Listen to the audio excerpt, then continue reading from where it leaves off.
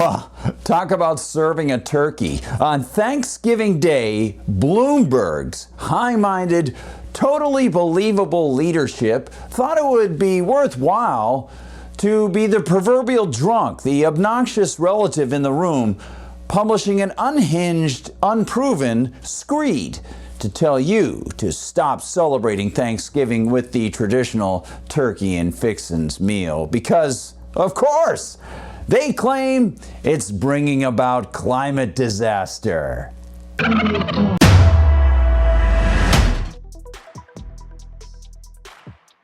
Hi everyone, I'm Gardner Goldsmith for MRC-TV, and perhaps you're thankful if you never got a subscription to Bloomberg. Yeah, this whole word salad meal was laid out in terms of helping you cut back. And of course, in typical leftist propagandized through a third-party so-called journalistic fashion. Yeah, they utilized quotes attributed to experts to punctuate the pablum with the rhythm of reliable sources say. And if you get the sense that the Bloomberg brass think of themselves as the leaders and think of you as children in a giant version of Simon Says, by which they offer the knowledge and commands and you, the troglodyte, act in proper lemming fashion, well, you're not alone.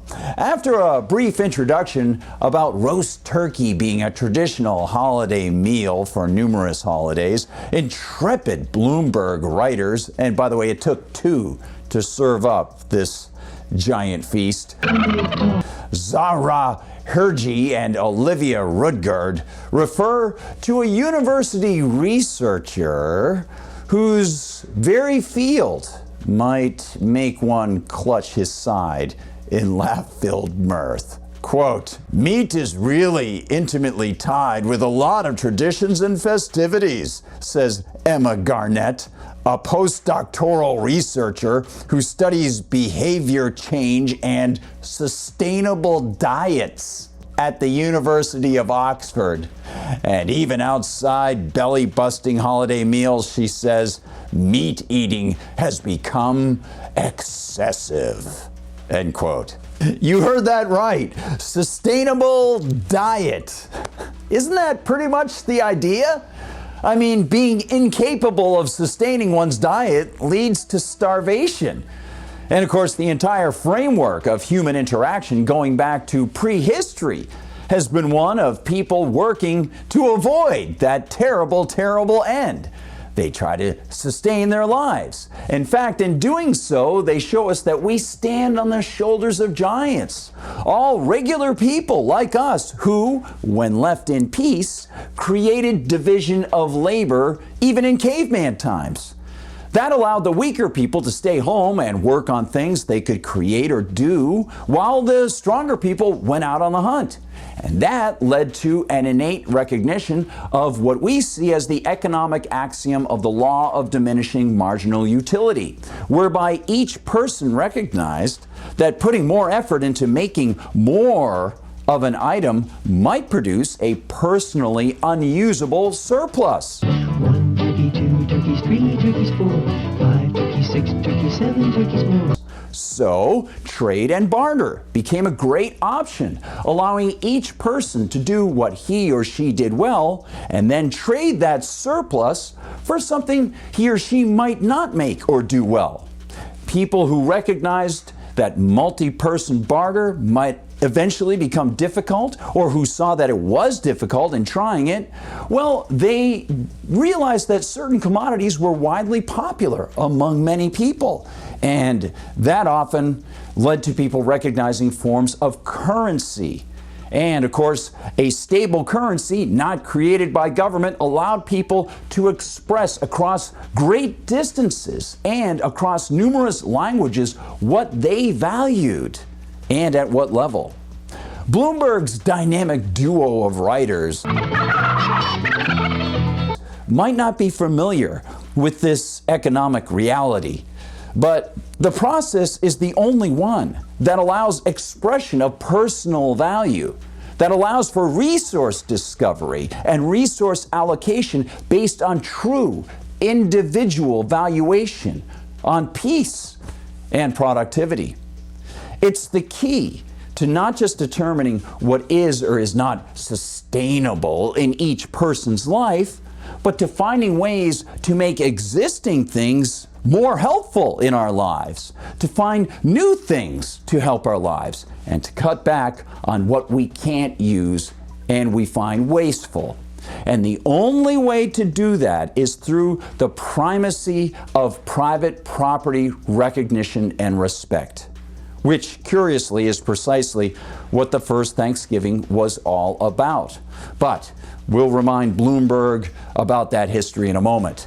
The Bloomberg authors go on to serve more of their fear-mongering feast, claiming that they have a handle on the climatologically cataclysmic effects of so-called greenhouse gases and your evil Thanksgiving meal. Quote, "In industrialized countries like the U.S., people often consume far more meat than dietary guidelines recommend.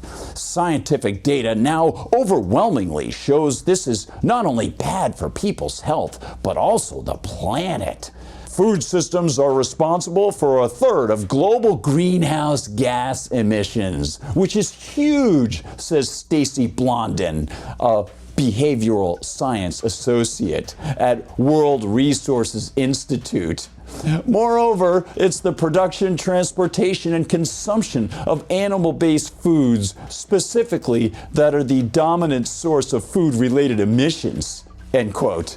Well, this gives us the opportunity to recall what we discussed about resource discovery and resource allocation.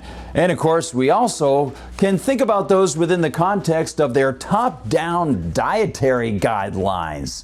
Yeah, you know, the authorities so often are tied to governments when they give us these guidelines, and they've shown such clean and unbiased interest in getting the government authorities to promote what is supposedly good for us. Just ask the interests involved in shaping the federal government's food pyramid, and then see how that pyramid focused on foods produced by those wonderful special interests at the expense of individual health. We can see how, as economists warn about any government system, rent-seeking became the norm with that. But of course, remember, the climate cult must be magically outside this kind of system. The collectivist, government-funded, non-governmental organizations, the NGOs, the banking interests, the politicians in various countries that demand our money for climate justice, and the experts who draw salaries that are corrupted by the injections of political cash. Well, they're all very clean birds, aren't they? There's absolutely no reason to remind Bloomberg that as they erroneously push beans on readers as a so-called climate-friendly protein source, they not only avoid the fact that most meats contain numerous amino acids and other nutrients that the plant protein sources simply cannot provide, they overlook the fact that even on their spurious climate freakout level, methane produced by livestock is a tiny fraction of what's naturally produced by plant decomposition. And of course, none of it has been brought to court by an individual and proven before a jury to have damaged the life or property of a plaintiff, which of course is necessary to call something a liability on an interpersonal level and then attach a price tag to that cost and then see the market work to reduce that potential problem and cost. It's all about private property recognition. It's all about respect for one's neighbor. And it goes back to the original Thanksgiving, as they acknowledged and celebrated with that first harvest feast of 1621.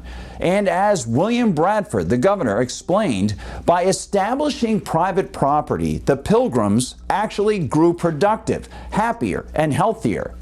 They flipped things around from their earlier starvation when they had created common property. Instead, with private property, they created a surplus that even allowed them to invite neighboring Indians to join their meal. Bradford gave God the credit for showing them the path of individual liberty. And today, politicians and bureaucrats and special interests and their lackeys in pop media, well, they want to play God. They lie. They cast fear-inducing runes. They destroy our productivity as they impose diktats on everything from oil and natural gas to even light bulbs and gas stoves. They even go so far as to tell us we should eat as the bugs instead of turkey. Thanks so much for watching, everybody. Please like and subscribe and follow us on Rumble, where they don't censor us. Of course, you can still find us on YouTube, where sometimes they do censor us. Double check that you're subscribed there. Sometimes people drop off. And do visit MRCTV.org. MRCTV.org to see what the whole team is doing. Of course, check out the MRC-TV store, and please consider donating to the Media Research Center. You can find us in Facebook, on TikTok, on Instagram, and of course on X. And if you want to find me on Gab, I'm at Gardner Goldsmith on Gab, and on X, I'm at Gard Goldsmith. Thanks for watching. Please share the videos. For MRC TV, I'm Gardner Goldsmith.